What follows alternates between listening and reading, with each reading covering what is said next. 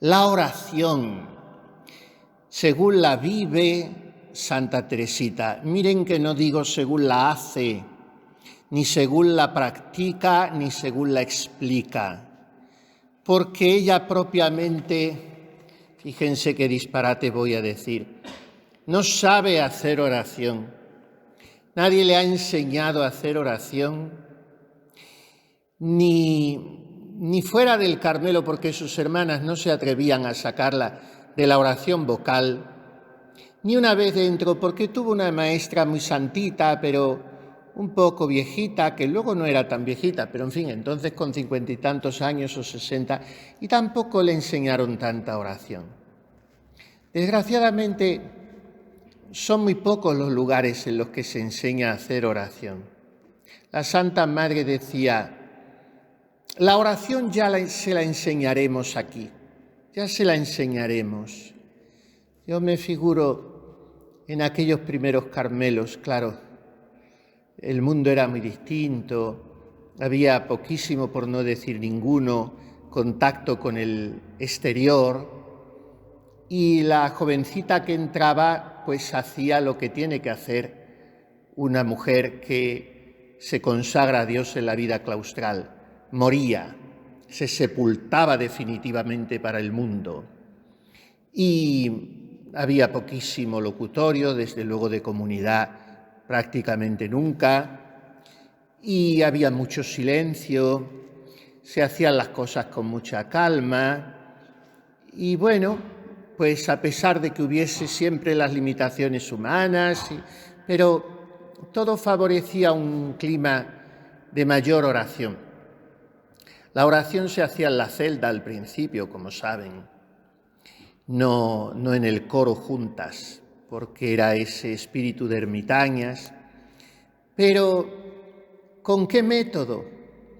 Pues la Santa Madre se lo dio y lo tiene a su alcance cualquier carmelita de hoy, que es el camino de perfección.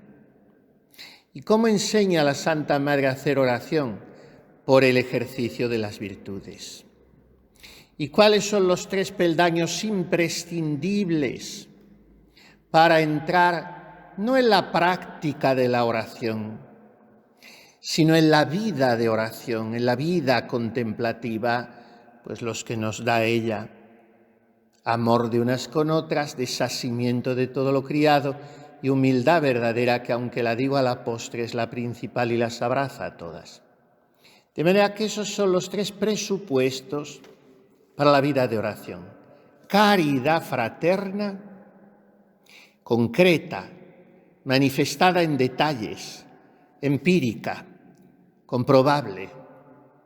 Caridad fraterna de gestos, de servicios, de sacrificios, no de ideas evanescentes, de poesía meliflua.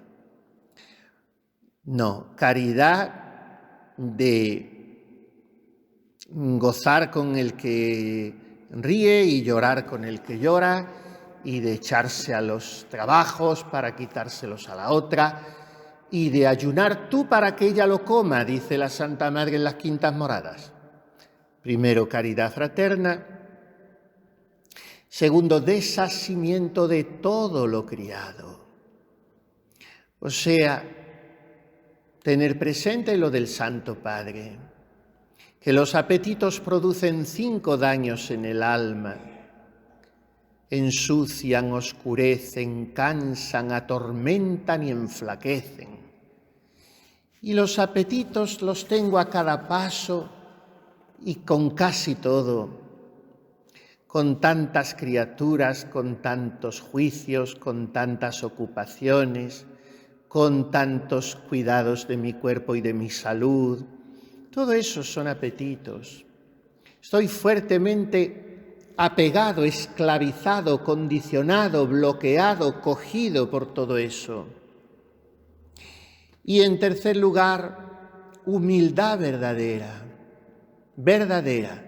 humildad de corazón, no humildad de gesto, no humildad de timidez, no humildad de silencio cómodo en el que me refugio para no tener problemas, sino la humildad de la verdad, humildad verdadera.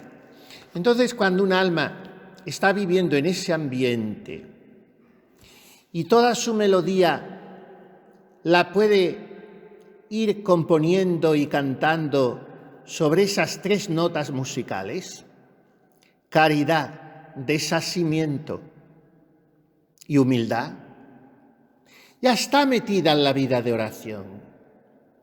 Y esto es lo que le sucedió a Teresita.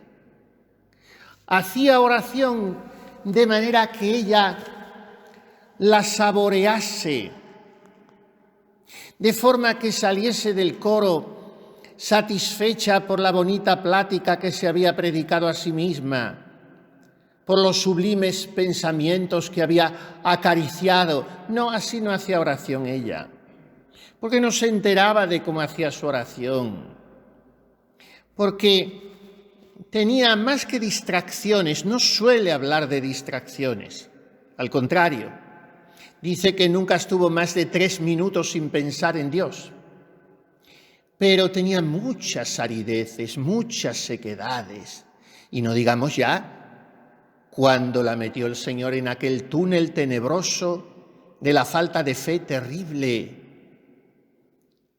Ayer o anteayer leí un testimonio no recuerdo si es de la Madre Inés de Jesús o de Sor María del Sagrado Corazón, de algo que con todo lo que yo llevo toda mi vida leyendo de Santa Teresita, desconocía y me impresionó fuertemente, porque me hizo pensar mucho. ¿Será posible que esta niña, que ha alimentado el fervor de tantos sacerdotes, que es para nosotros una amiga, para mí lo es, y muy íntima, desde que yo tenía mis 13 años y leí por primera vez la historia de un alma, y es posible que esta criatura que te perfuma de Dios, que te infunde tantos deseos de santidad, estuviese de tal manera hundida en esa terrorífica prueba, no solamente de la falta de fe, sino eso que descubrí que voy a decir, que yo lo sabía de la Madre Maravillas, de Sor Ángela de la Cruz y de algunas almas místicas a las que el Señor ha probado fortísimamente. Y resulta que me encuentro que también lo tuvo Santa Teresita. Tentaciones espantosas de blasfemia que se le subían a la boca y casi se le escapaban y creía volverse loca del dolor que eso le producía. Una criatura que no se había rozado con el mal nunca. Y hasta ahí la llevó el Señor, la sentó a la mesa de los pecadores, como ella dice, para que comiendo el amargo pan de los que rechazaban a Dios, se solidarizase con ellos y en fuerza de su expiación vicaria y de la comunión de los santos, lo que le faltaba a ella se lo encontrase en ellos. Y esto es la vida de una carmelita.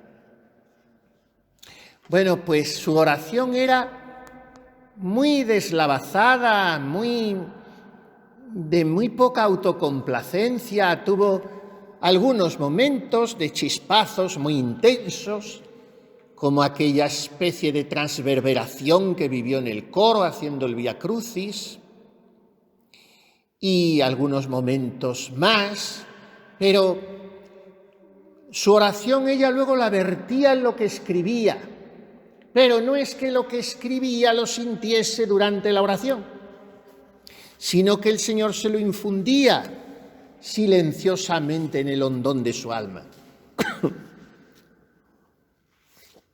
Por eso, su oración era su vida, su oración era su entrega, su oración era su olvido propio, su oración era su renuncia a sí misma en todo. Y luego ya le daba igual lo que fuera su oración, amaba a Jesús con todo su corazón. Y cuando dejó de incluso creer en ese amor porque no podía ni creer en Dios, actuaba igual que si creyese y le amase. Esta fue la inteligencia grande de ella. Escribo no sobre lo que creo, sino sobre lo que quisiera creer. Y hay que pensar en aquella niña, con la sensibilidad todavía tan tierna, de 22, 23 años. Porque cuando una persona está un poco más hecha, aún así se sufre muchísimo. Pero la afectividad y la emocionalidad y la sensibilidad, todavía a esa edad, entonces sí, porque entonces las mujeres eran muy mujeres y muy recias y muy hechas, y los hombres eran señores a los 15 años. Pero de todas maneras, el corazón humano es delicado y todavía no está bien forjada esa sensibilidad. Y hay que pensar en esa niña, de 23 años, sentada bajo aquellos castaños de la huerta de Lisieux, que un buen día nadie supo por qué talaron por las buenas, y a ella se le vino el alma a los pies, y en lugar de empezar a comentar con unas y con otras, o a rezongar, o ir a pedir cuentas a la priora, pues ante aquel primer movimiento de contrariedad, de desagrado, que a veces se hacen cosas muy raras en los conventos y en las casas religiosas y muy absurdas.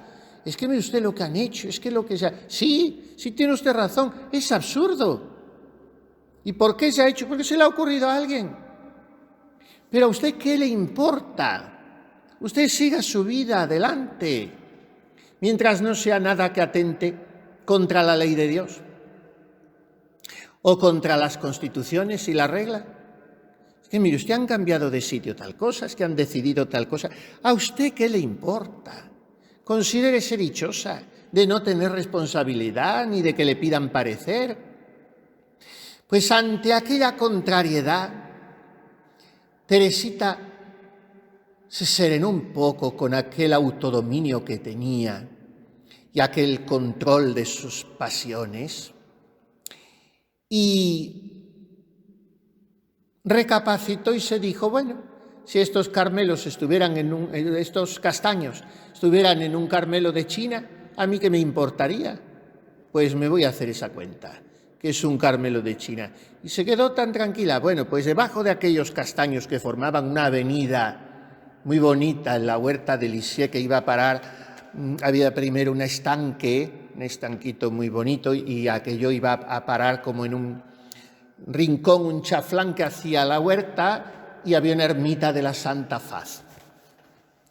Pues allí se ponía ella, sentadita cuando estaba ya muy malita en el carro de enfermo de su padre, que se lo habían llevado ya una vez que había muerto, que entonces era un adelanto porque no todo el mundo tenía una silla de ruedas, eran unas sillas muy cómodas y muy bonitas, así que se podían estirar hasta las piernas, una especie de volante que se conducía. Bueno, pues ahí estaba ella sentadita con su mantita debajo de los castaños, escribiendo idealidades, escribiendo bellezas de una altura espiritual incomparable, y no lo sentía, ni podía creerlo.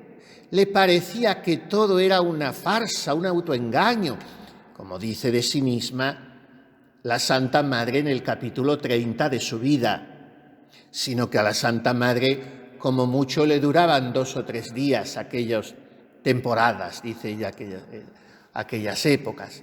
Pero a Santa Teresita fueron los 2 últimos años de su vida, justo hasta el punto de morir, en que Dios le levantó el velo y tuvo aquel éxtasis de amor que duró el tiempo de un credo, que es como si se le hubiera anticipado la visión beatífica de lo hermosa que se puso y de la impresión que produjo en las demás, y así murió. Oh, le amo, Dios mío, os amo. Pero su oración no era una oración que ella pudiera encuadrar dentro de unos parámetros de una cierta metodología de manuales de espiritualidad, ni que encuadrase en este momento en lo que dice el Santo Padre o en lo que enseña la Santa Madre, el uno en la subida del Monte Carmelo, la otra en el camino de perfección.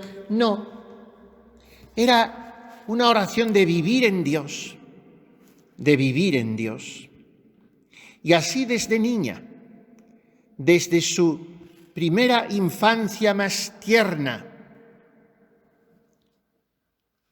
cuando su papá, mi rey querido, que le llamaba ella, qué relación tan preciosa, ¿cómo no iba a tener en grado superlativo esta niña el don de piedad, que es el de saborear a Dios como Padre?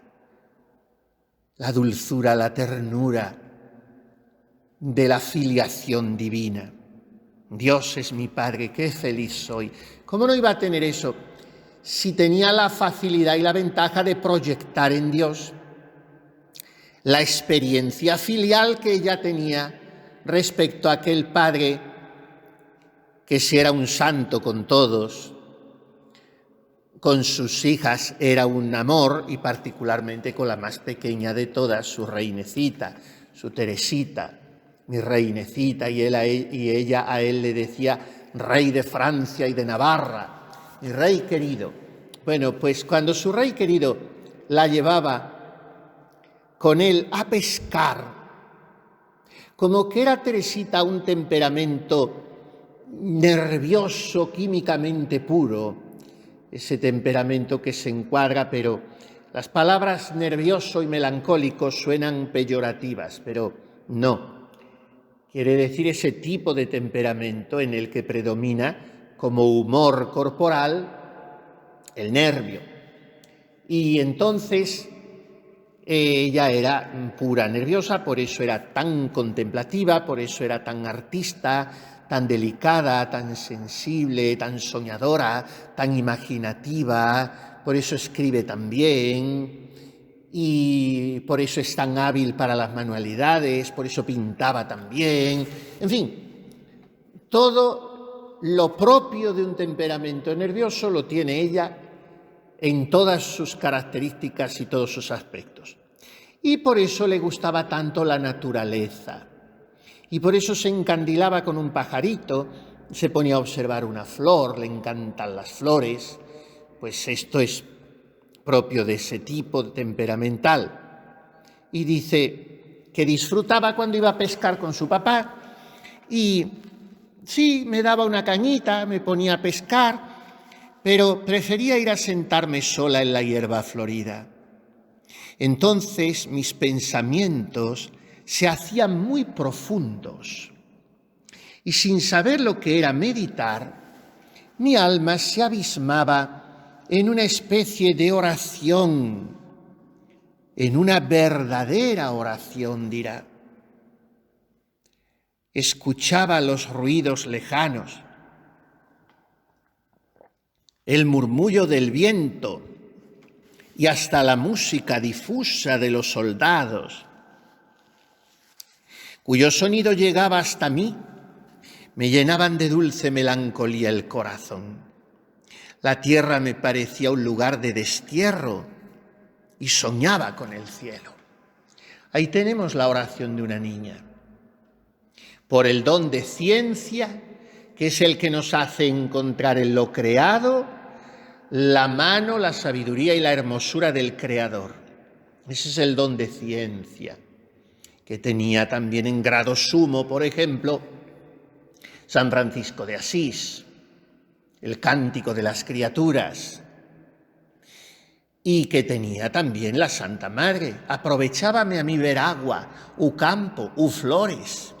En estas cosas hallaba yo memoria del Criador. Cuando va de Beas, de Segura, a Sevilla y cuenta María de San José que se detienen en una floresta, en una zona del camino muy bonita que tendría muchos árboles, hierba y flores. Era el final de la primavera, así como estos días nuestros, la última semana de mayo era. Y no había quien la arrancase de allí, dice María de San José. Tenían que seguir camino, se avanzaba la tarde pero no quería la Santa Madre. Y tomaba un ramo de flores, un poco de tomillo, de romero, lo olía. Bueno, pues encontrar a Dios en su obra, en su creación. Cuando algún día libre, algún domingo en ejercicios, se puede salir un poco más a la huerta, esto serena mucho. Dedicarse a observar un insectito, un pajarillo, una pequeña flor, cómo ha ido granando ese fruto en ese arbolito, escuchar el viento. Y me dijo un venerable jesuita durante los ejercicios de mes que yo hice con él, que era bueno esto, cuando se sintiese el espíritu un poco tenso, la psicología un poco cargada, porque claro, es un mes entero, con 4 horas de oración y mucho silencio, todo el silencio, claro. Y entonces, que era bueno salir, había allí una huerta enorme, la Castilla, y salir y mirar la naturaleza y actuar las sensaciones conscientes. Esto nunca se me ha olvidado y lo recomiendo mucho, y también a veces procuro practicarlo, incluso cuando voy por la calle, si no hay mucha gente, por un jardín, por un parque. Actuar las sensaciones conscientes. Quiere decir, ¿cuántas veces el viento roza un poco mi mejilla y yo no lo registro? ¿Cuántas veces está trinando un pajarito y yo no lo registro? ¿Cuántas noches brilla la luna y yo no la miro? ¿Cuántas veces me calienta un poquito ese rayo de sol y no me doy cuenta? Entonces, actuar esas sensaciones conscientes es caer en la cuenta de cada regalo de esos, de que esa florecita la ha hecho el Creador brotar para mí, para mi recreo, y aquel rayo de sol y aquella ráfaga de viento, en fin. Bueno, pues esto es.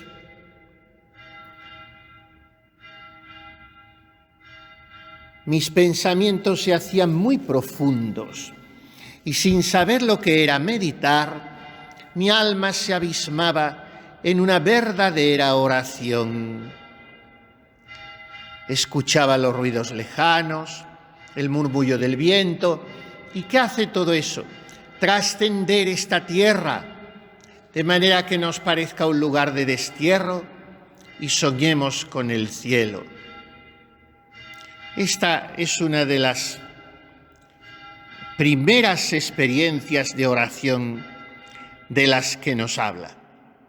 Después hay otra segunda a la que se refiere, que podríamos llamar la oración apostólica, la oración de intercesión, que es una oración que practicamos mucho, que es pedir por tantas personas que nos encargan oraciones, pedir por tales intenciones, por tantas necesidades, en fin, experimentar como el impulso de rogar por otros.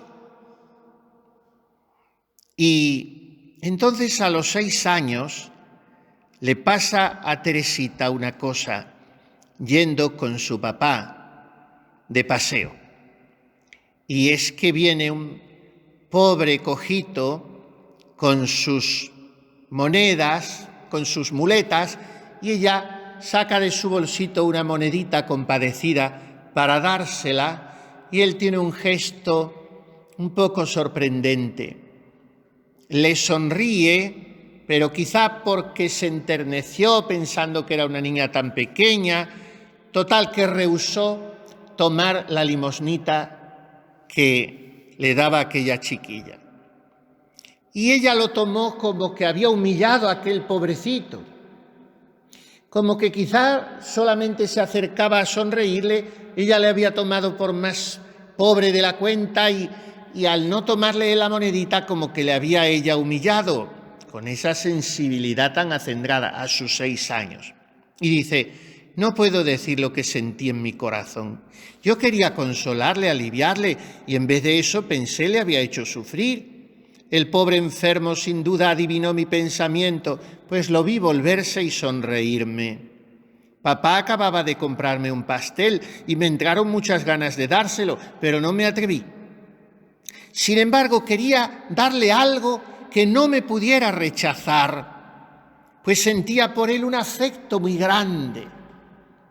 Fíjense, por un pobrecito desconocido, una niña de 6 años, un afecto muy grande. Qué corazón el de esta criatura.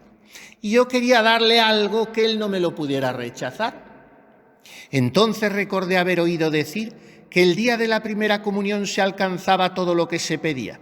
Aquel pensamiento me consoló y aunque todavía no tenía más que 6 años, me dije para mí: el día de mi primera comunión rezaré por mi pobre. 5 años más tarde cumplí mi promesa y espero que Dios habrá escuchado la oración que Él mismo me había inspirado que le dirigiera por uno de sus miembros dolientes.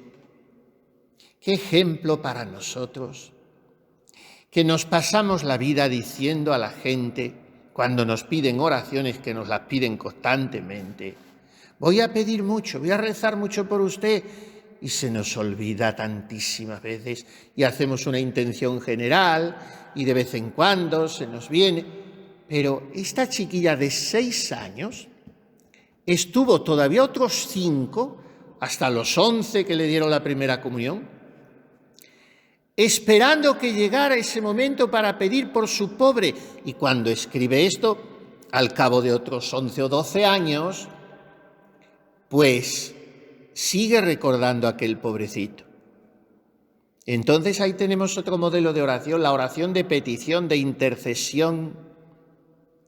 Y hay otra oración que dice a continuación ella, que es la oración de ofrecimiento, que es la que hacemos al levantarnos con el ofrecimiento de obras, la que hacemos cuando comulgamos o en el ofertorio de la Santa Misa, y la que hacemos muchas veces durante el día, ofreciendo a Jesús nuestras obras, nuestros trabajos.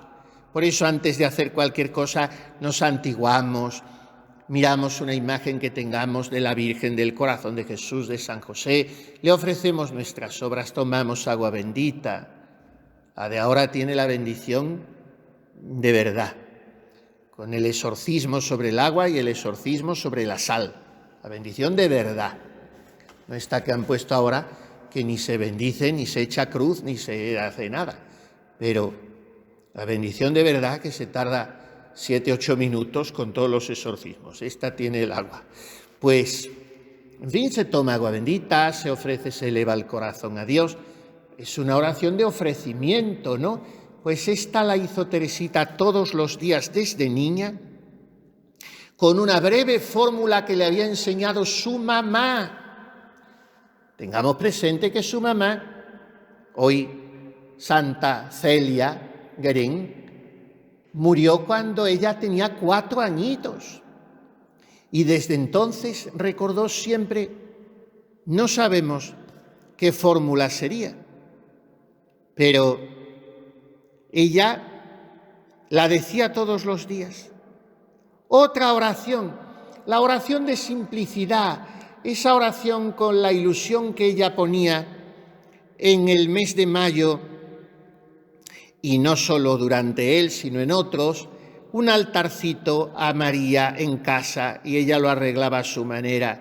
Era todo tan pequeño, candeleros y floreros, que 2 cerillas que hacían de velas bastaban para alumbrarlo. Y entonces allí rezaba el acordaos. Bien, pues son modelos de oración. No nos alargamos más porque pasaremos más adelante y hemos dejado atrás esta oración ya de la primerísima infancia.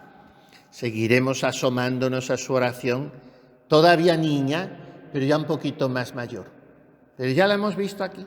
oración a los 4, a los 5, a los 6 años, oración de ir a Dios por la naturaleza, oración de intercesión por los demás, sobre todo por los pobres, oración de ofrecimiento del corazón y de las obras a Dios. Nosotros tenemos todavía por delante unos días de intensa oración, una vida entera de intensa oración. Que amemos mucho a Jesús. En la oración de Teresita cuando niña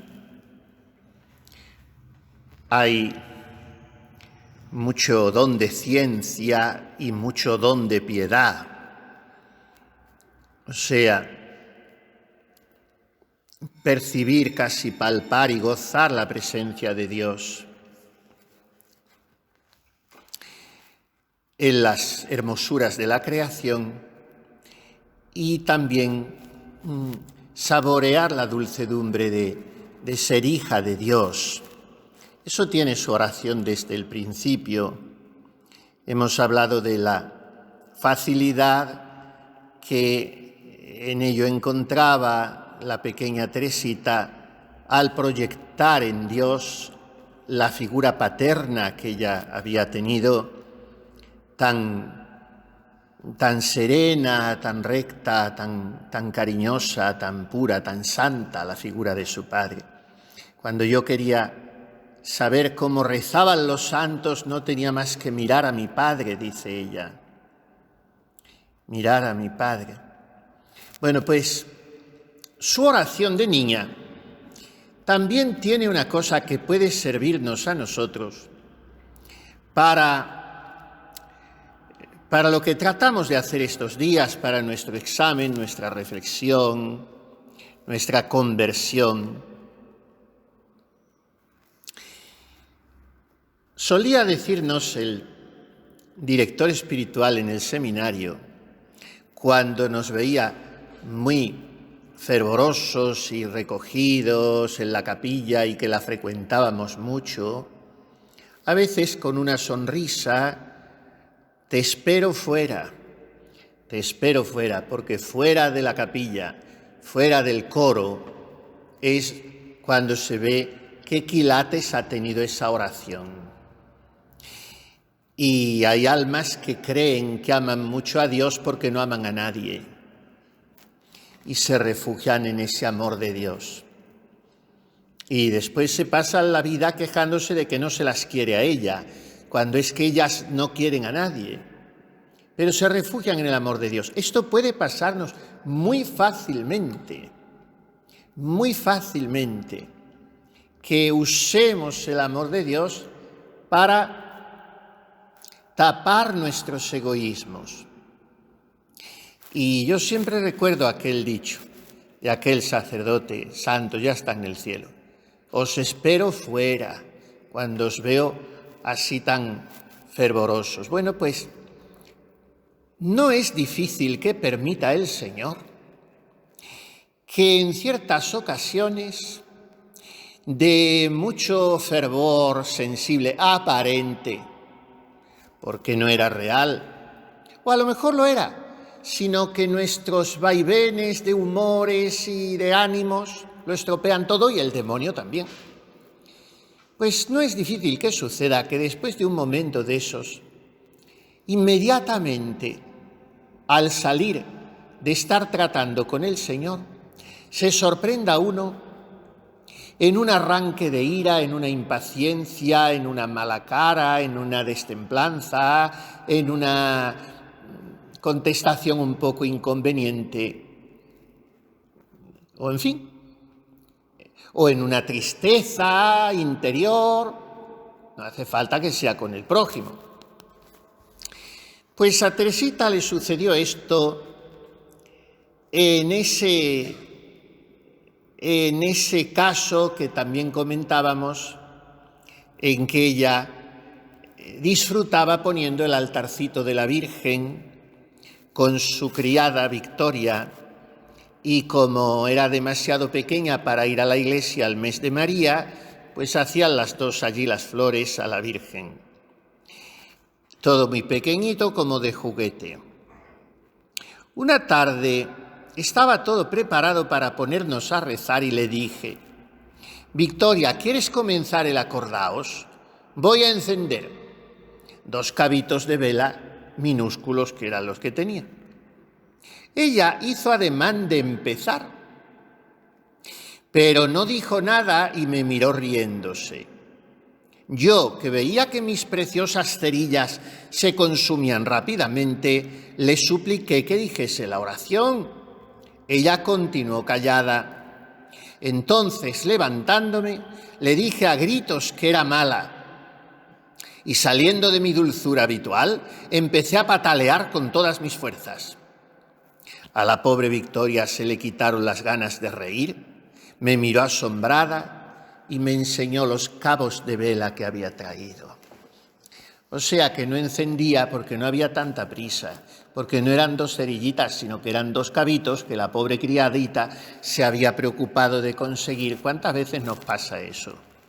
Que somos apresurados y no dejamos al otro hablar o actuar y le echamos las culpas antes de tiempo. Y luego nos tenemos que guardar la lengua en el bolsillo y a veces es tan ridículo el que se hace por esa precipitación. Y en fuerza del mismo ridículo que se siente, suele suceder que no se pide ni perdón.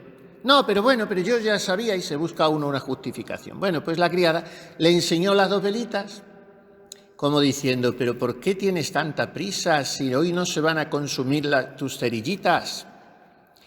Y entonces me enseñó los cabos de vela y yo, después de haber derramado lágrimas de rabia, lloré lágrimas de sincero arrepentimiento con el firme propósito de no volver a hacerlo nunca. Bueno, es un episodio muy pequeño, muy anecdótico de una niña, pero que nos enseña mucho, porque ese arranque de ira lo tuvo la pequeña Teresita justo cuando iba a ponerse a rezar. O sea que a veces queremos las cosas de Dios tan perfectas y lo estropeamos. Bueno, pues luego ya tenía ella otras cosas con esa victoria, pero no se refieren a la oración propiamente.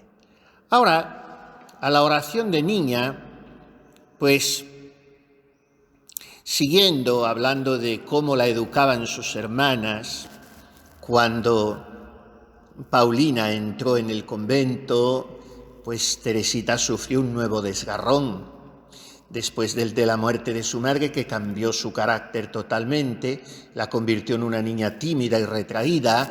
Luego todo aquello hizo crisis en aquella enfermedad misteriosa que tuvo mucho de nervioso, pero mucho de diabólico también, a sus 12 años, cuando la curó la Virgen de la Sonrisa. Ahí volvió a cambiar. Y sobre todo a partir de la gracia de Navidad, cuando se venció a sí misma tan fuertemente que ya empezó a caminar de victoria en victoria y dejó de ser una niña llorona. Eso es muy interesante, es muy interesante.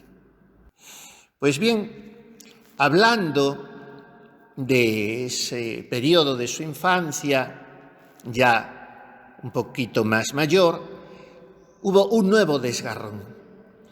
Después de la muerte de la madre, tuvo que superar la marcha de su segunda madrecita, que era Paulina, que entró en el Carmelo. Bueno, la que le quedó fue María, que era su madrina, y entonces dice que se sentaba en su regazo, escuchaba con avidez todo lo que le decía. Como los grandes guerreros enseñan a sus hijos el oficio de las armas, así me hablaba ella de las luchas de la vida y de la palma que se entregará a los vencedores. María me hablaba también de las riquezas inmortales que podemos atesorar fácilmente cada día y de la desgracia que sería pasar junto a ellas sin querer tomarse la molestia de extender la mano para cogerlas. Enseñanzas para una niña.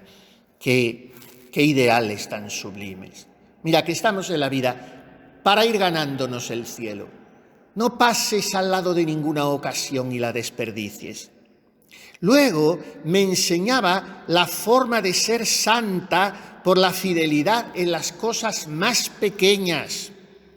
Me dio la hojita El renunciamiento, que yo meditaba con auténtico placer. Claro, Teresita desde luego fue una privilegiada, la escuela que tuvo, con sus padres, con los sacerdotes que trató, pocos pero muy dignos. Por eso se sorprendió y sufrió mucho en su viaje a Roma cuando vio que entre los sacerdotes los había de todos. Y sus hermanas, qué escuela de perfección. Le enseñaba a ir ganándose el cielo, a aprovechar las ocasiones de sufrir y merecer, a ser santa por la fidelidad a las cosas pequeñas, a renunciarse en todo. Me llegaban tan a lo hondo las enseñanzas de mi querida madrina que en mi ingenuidad pensaba que hasta los más grandes pecadores se habrían conmovido como yo y que abandonando sus riquezas perecederas solo querrían ganar ya las del cielo. Y continúa: hasta entonces nadie me había enseñado todavía la forma de hacer oración, aunque tenía muchas ganas. O sea, es una niña que crece rezando, que conoce el rosario desde que empieza a hablar, que sabe el acordaos, que reza San José desde niña aquella oración por la pureza, que sigue la misa con el misal como hacían entonces la gente más estudiada, y tenía una suficiente idea litúrgica como se tenía en Francia, ya lo he dicho, mucha más formación litúrgica. Bueno, más formación litúrgica que en España, casi en cualquier sitio.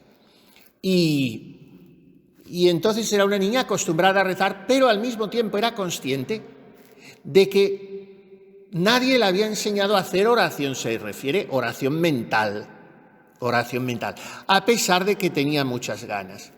Pero María pensaba que era ya bastante piadosa y no me dejaba hacer más que mis oraciones. Qué bien distingue ella oración de oraciones, o sea, oración mental de oración vocal. Y lo que le permitía, con muy buen sentido, claro, porque era una niña muy pequeñita, su hermana, su gran catequista, su gran maestra, era pues tantas oraciones como le enseñaba y rezaban juntas. Luego además todas las noches con su padre leían el año cristiano, nada menos que el año litúrgico de Don Guéranger, que es una obra, yo la manejo casi todos los días para prepararme la liturgia, ayer sin ir más lejos, para el lunes de rogativas, en fin, que son 5 tomos que los tradujeron en España los monjes de Silos en los años 50, pero en Francia salió a finales, segunda mitad del siglo XIX, y es una obra preciosa porque reúne teología, historia, liturgia y espiritualidad, pero muy bonito, muy divulgativo, con una cierta altura. No es la vida del santito de cada día en plan anécdotas y leyendas y milagritos. No, es una cosa seria. Los 5 tomos del año litúrgico de Don Guéranger. Eso se los leía su padre todas las noches a las hijas. Bueno, pues Teresita estaba acostumbrada a rezar, pero no le habían enseñado a hacer oración mental. Y ahora viene uno de sus otros grandes descubrimientos. Un día, una de las profesoras de la abadía me preguntó qué hacía los días libres cuando estaba sola. Ya sabemos que esto fue los días que pasó de retiro para hacer su primera comunión, porque ella nunca fue al colegio. Y fíjense qué cultura tenía, precisamente por lo que estoy diciendo, por lo mucho que se leía en aquella casa, por lo interesantes que eran las conversaciones. Y todo eso provocó en ella una inquietud intelectual, pero al colegio nunca fue. Fue un breve tiempo con aquella señora Papineau, que lo único que hacía era acariciar su gato y pocas clases más les daba. Y Celina y ella se reían y pasaban el rato. Pero, claro, te crías en un ambiente de cultura, de lectura, de religión, con lo que entonces formaba la religión, La liturgia en latín formaba muchísimo, incomparablemente más, porque al tener que irla siguiendo con el misal, se preparaba la misa, se estaba pendiente, se seguían los textos perfectamente y formaba muchísimo más. El nivel cultural de la liturgia tradicional es incomparablemente más alto, eso no cabe la menor duda. La música, la calidad de la música, el gregoriano, el sentido de la estética, la oratoria sagrada, los sermones, que eran de mucha categoría todo. En fin, se ha nivelado todo por abajo, pero por abajo, hasta que hemos llegado al sótano y no se puede ya descender más. Pues entonces Teresita estaba en ese ambiente. Era una formación en todo muy buena, que hacía que a los 8 o 10 años esa niña supiera redactar preciosamente, y a los 15, cuando entra en el Carmelo, escribe unas cartas con una sintaxis perfecta, la gramática muy cuidada, sin faltas de ortografía, una bonita caligrafía, en fin, lo que era. Entonces la cosa, sin leyes de enseñanza, ni programas educativos, ni destrozos de los jóvenes, que es lo que tenemos ahora, para que la ingeniería social los convierta en peleles absolutamente manipulables y descriteriados. Y además sin familia y con una iglesia muy difícil de entender, en la que la formación que se recibe es muy discutible, porque el niño llega a la primera comunión sin saber ni cuántos dioses hay. Bueno, pues en Teresita todo era una formación muy bien orientada. Y entonces va a la abadía los pocos días que va a hacer su retiro de primera comunión, y una de las monjitas benedictinas le preguntó qué hacía los días libres cuando estaba sola. Yo le contesté que me metía en un espacio vacío que había detrás de mi cama y que podía cerrar fácilmente con la cortina, y allí pensaba. ¿Y en qué piensas?, me dijo. Pienso en Dios, en la vida, en la eternidad, en fin, pienso. La religiosa se rió mucho de mí. Más tarde le gustaba recordarme aquel tiempo en que yo pensaba, y me preguntaba si todavía seguía pensando. Ahora comprendo que sin saberlo hacía oración y que ya Dios me instruía en lo secreto. Está hablando en este capítulo de la historia de un alma, ya habíamos hablado de ello, pero hemos vuelto, de los ejercicios, el retiro que hizo para su primera comunión.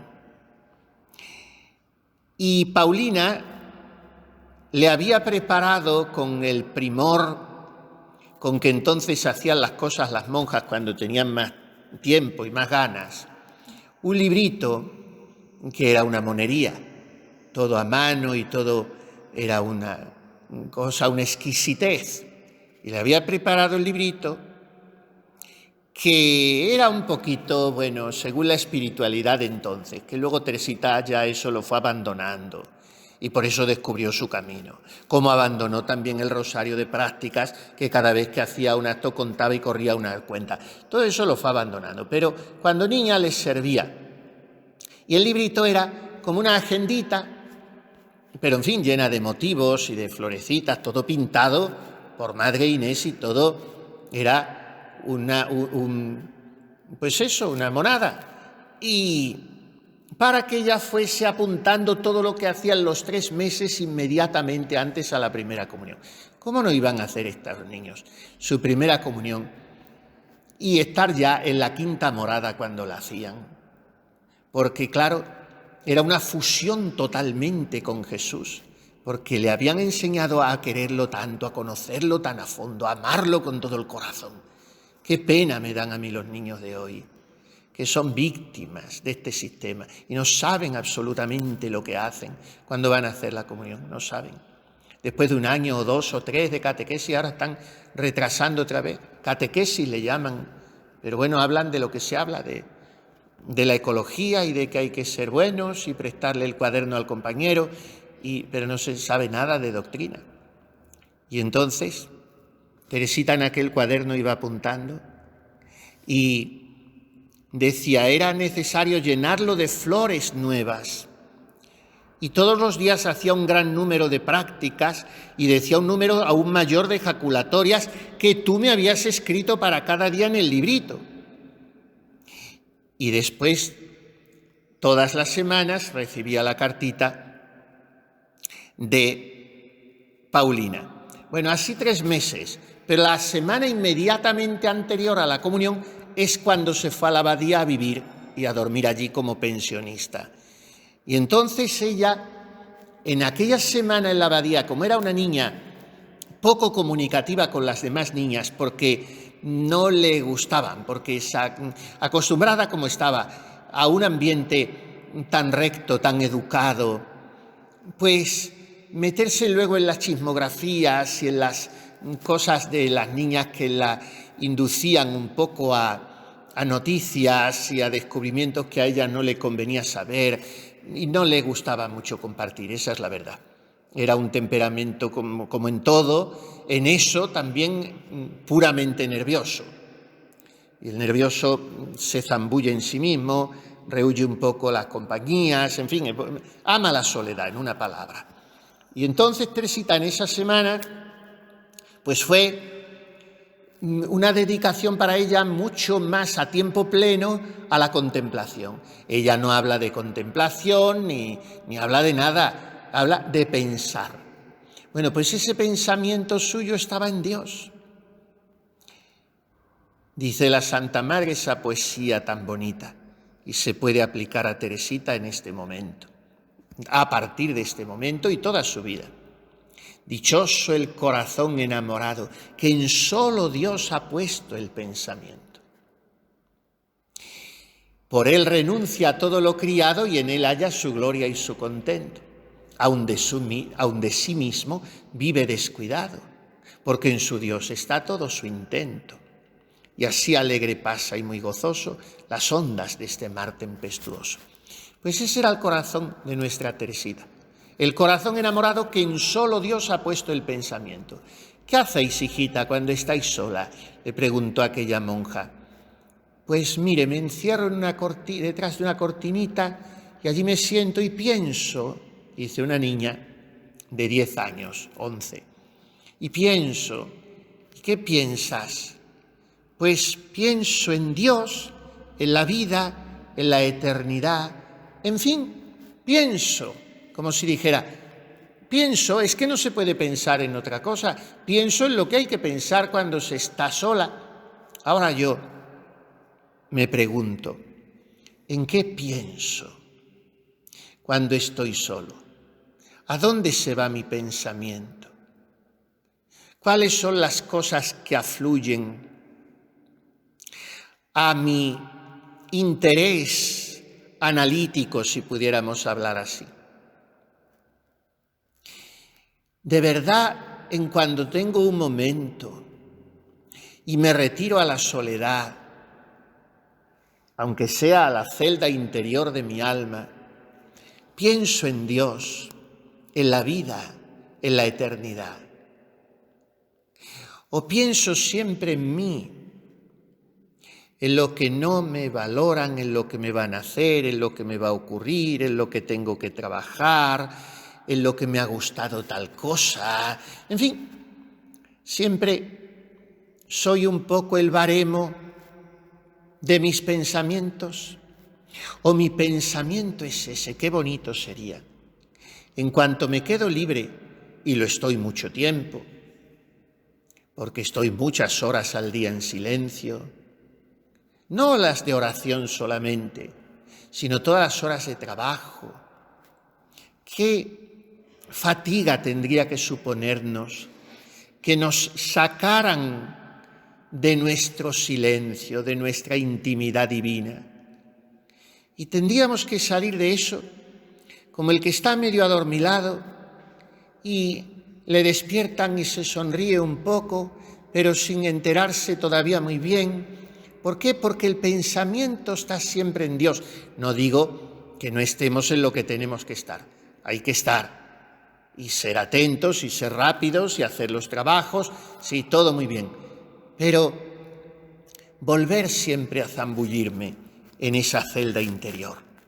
¿En qué pienso yo?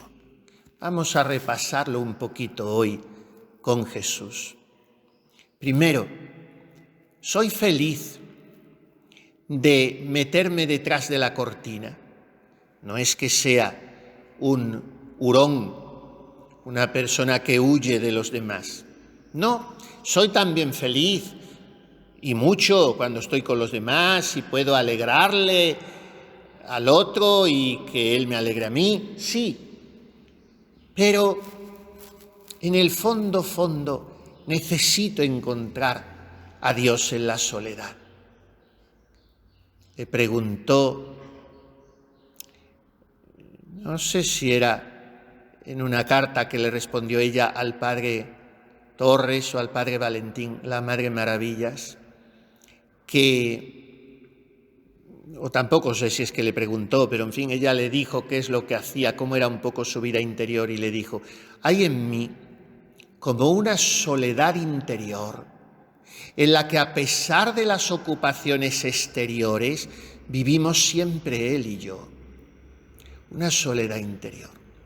Y cuando le pregunta al padre Fray Pedro Ibáñez a la Santa Madre al final de su vida cómo puede en medio de tantos negocios y fundaciones mantener la unión con Dios, le dice ella, como muy asombrada de que se lo pregunte, lo trae su sobrina Teresita de Jesús en los procesos de canonización. Le dice ella, imaginad una persona tan enamorada de otra que no se pudiera hallar un punto sin lo que ama. Así estoy yo con nuestro Señor, consolándome con Él, hablando siempre de Él o con Él. A esto nos enseña Teresita. Pienso, ¿en qué? Pues en Dios. ¿En qué voy a pensar? Pero no piensas en ti misma, no piensas en que vas a hacer la primera comunión, no piensas en que te ha dejado sola tu hermanita porque se ha ido monja, no piensas en que tu papá hoy no te ha mirado cuando tú esperabas. No, yo pienso en Dios, en la eternidad.